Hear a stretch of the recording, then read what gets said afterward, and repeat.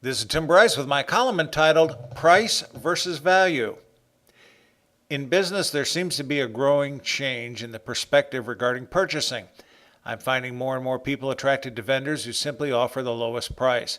This is fine if you are genuinely comparing apples to apples, but not apples to oranges.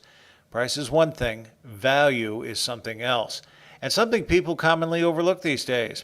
By value, I'm including the services above and beyond the cost of the product, for example, warranty and maintenance.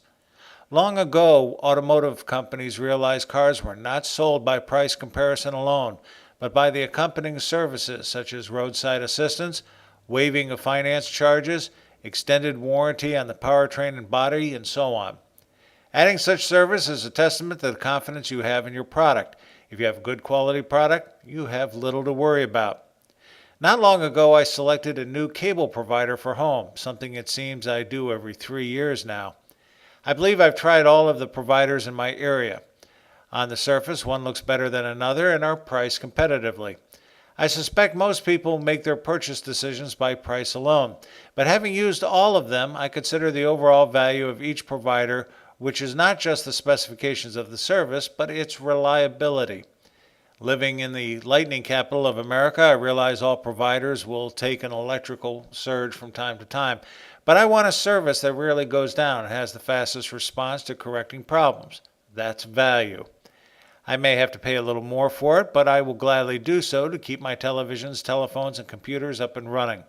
I generally gravitate towards the vendor who offers the best value, but this is a trend that seems to be changing in the business world. Here in the Tampa Bay area, a local distributor of manufacturing-related accessories is experiencing a decline in their market share due to this cost versus value phenomenon. For years, the distributor offered a wide variety of products at competitive prices. More importantly, they offered value to their clients by freely maintaining their inventory, auditing product consumption, and other miscellaneous services, all of which saved their clients considerable money. They also offered generous terms for payment. Unfortunately, though, they are losing out to other vendors based on simple price comparisons. It seems the new purchasing people want to make a name for themselves by selecting the low-ball bid, thereby seemingly saving money for the company.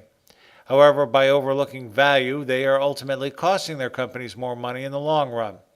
Some companies have the gall to ask the distributor to continue to freely maintain the inventory and do the audit. No, I'm afraid that ship has sailed.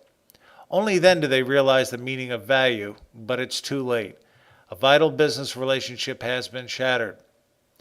Not long ago, I visited a local hardware store where I bought some new power tools to maintain my yard.